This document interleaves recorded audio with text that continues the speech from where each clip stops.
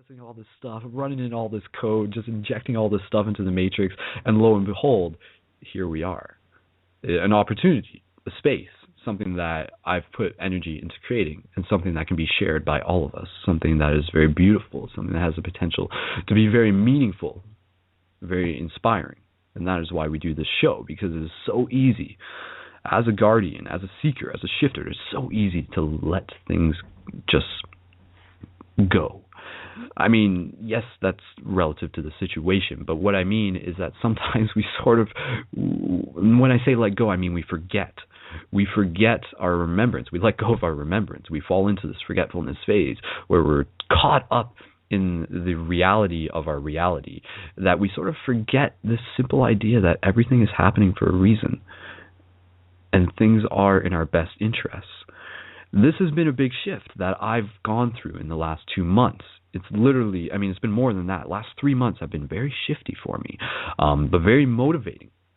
Right now, it's brought me to an interesting place where, again, I just feel more aligned with my intentions of being able to do what I'm called to do. In this case, the radio show and so forth and so on beyond related to the Paradigm Shift Project.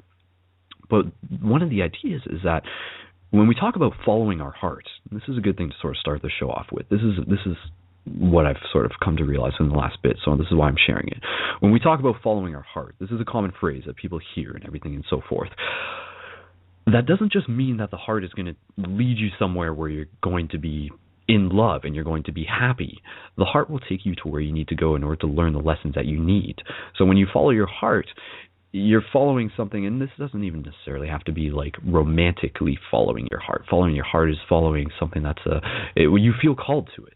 You feel drawn to it. It's this gravitational field. Like the heart is sort of like it's a response. It is responding to the gravitational energies that exist beyond the physical nature of this reality, that are almost sort of like being pulled through time, so to speak. We're sort of being pulled into our future. So when we follow our heart, we're going to be ending up in places that may be incredibly uncomfortable. But what happens when we can find comfort in the uncomfortable? It's a very interesting idea, and I think a lot of us who are sort of on this path of spiritual awakening are ultimately working towards self-mastery, are working to be able to weave our way through this matrix with as much grace, as much joy, and as much growth as possible.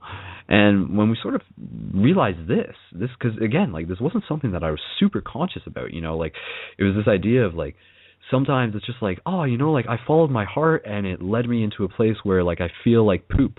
And then I'm like, damn it, I don't want to follow my heart anymore. And then it gets into this idea where we're sort of like, well, you have to be mindful. You have to sort of like govern your relationship with your heart, and your heart will be able to help steer you. Again, your heart is this intuition, this higher sensation, this sort of like knowing that is sort of just there, but you can't really grab it in the same way, but you can feel it.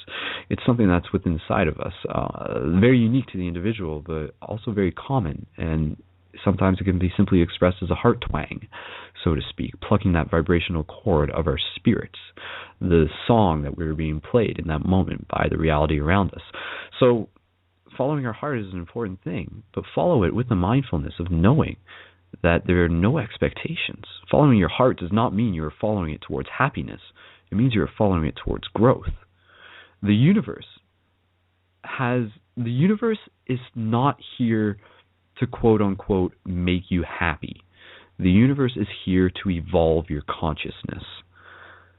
That is something that I think is just so simple, so huge, and so important for us to be able to keep in mind if we're the people who are feeling that we are called into a place where we want to be able to help others. Because this is a huge thing. This is a huge thing that when we realize this, it just allows us to sort of move into opportunities, scenarios, challenges within our life with more confidence of the knowing of just being able to be like, all right, universe, like whatever you're going to throw at me, like, okay, I accept it. It is what it is. There are some things that we will not be able to change. What we can control is our response to it.